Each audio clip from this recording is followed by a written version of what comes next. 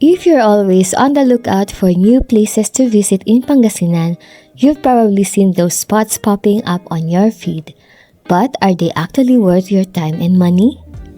Today we are doing a real-time walkthrough and honest review of two specific spots we recently checked out.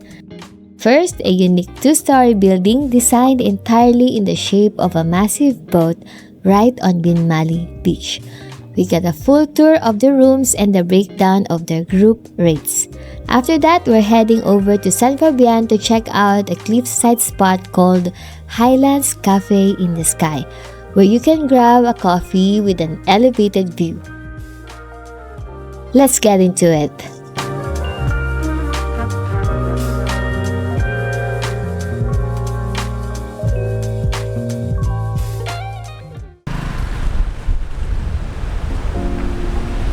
If you know Pangasinan, you know that Binmaley is famously dubbed the seafood capital of the north because of its massive aquaculture trade.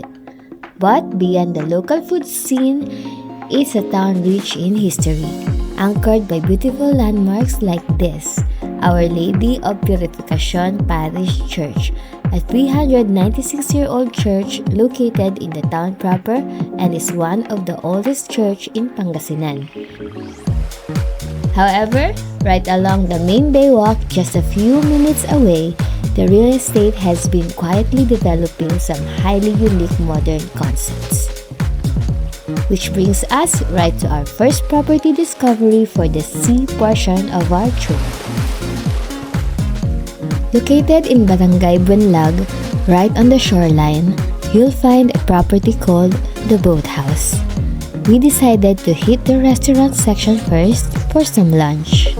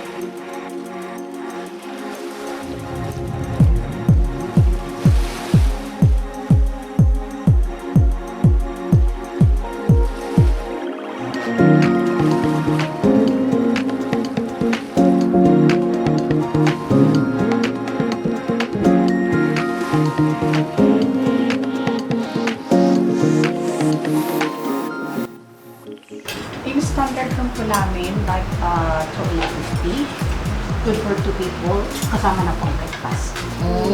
The ambience here is very breezy and casual, right on the coast. We ordered a few lunch dishes to see how they handle standard beachside dining. The food is straightforward comfort food, nothing overly experimental, but a solid heavy lunch if you're driving through the area and need a spot to eat with a direct view of the water.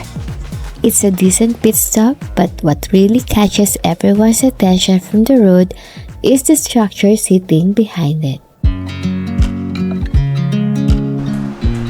The curved balconies and the massive open-air rooftop give you an elevated panoramic view of the waves rolling in along the Baywalk. It's a fantastic vantage point, especially if you're hanging out here late in the afternoon. I can't help but smile. Do you know how much I love you? You put my favorite song on. I put my feet up. If you are looking at this for a potential group stay or a family gathering, here is exactly how their accommodation rates break down. Their standard room goes for 2,850 pesos a night. That's for a maximum of 2 people and it includes breakfast. The family room fits up to 4 people for 4,950 pesos a night, also with breakfast. If you have a slightly bigger group, the 1-bedroom suite accommodates up to 8 people for 8,750 pesos. Now, if you want to rent out a larger chunk of the property, they have an exclusive 5-room setup for 12,500 pesos for 10 people. Or you can rent the whole house for 17,000 pesos a night, which allows up to 16 people. Just note that for these two large group options, breakfast is not included.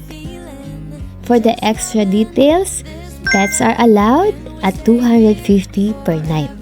Extra persons are 500 pesos and an extra towel will run you 100 pesos. Layout-wise, the rooms are simple and functional. The main selling point here isn't high-end luxury. It's the novelty of having your own private ship deck space right on the shoreline. Forever, forever, forever. I'm loving this moment. After checking out the beachfront setup in Binmaley, we decided to drive over to San Fabian to look into a spot that's closer to Mom's home, Highlands Cafe in the Sky. The hook for this specific spot is the setup. Instead of a standard indoor cafe, you order your drinks and head out to private traditional nipa huts perched right on the edge of the hillside.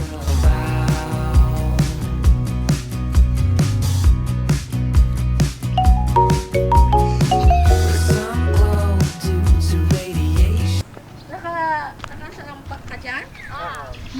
Hindi ko yata sumalampak. I definitely do not recommend this spot for seniors.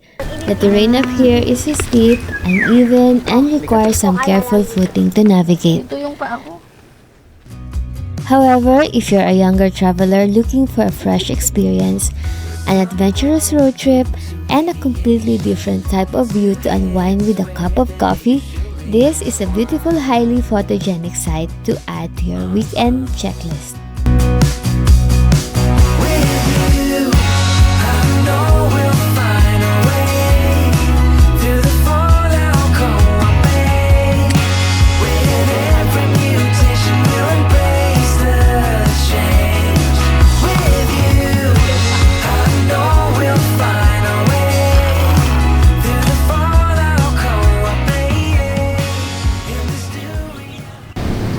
Maganda ba? Is it?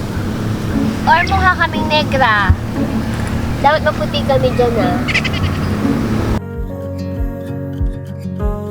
Whether you're planning a large group getaway by the sea or an adventurous afternoon coffee road trip into our hills, both of these spots give you a taste of what makes our region so special.